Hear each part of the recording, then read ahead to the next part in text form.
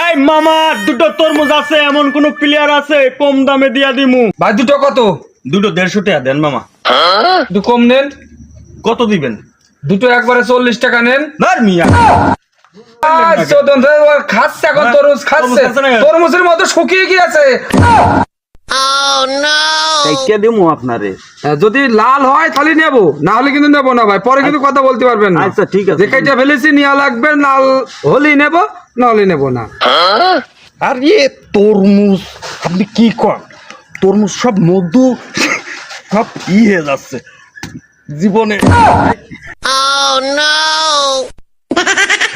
এ কি ও ভাই, এটা মধু শুকিয়ে গিয়েছে ভাই, এটা মধু শুকিয়ে গিয়েছে। তরমুজ বেচতেই আছে। কি হয়ে গেলে ব্যবসায় বাড়তে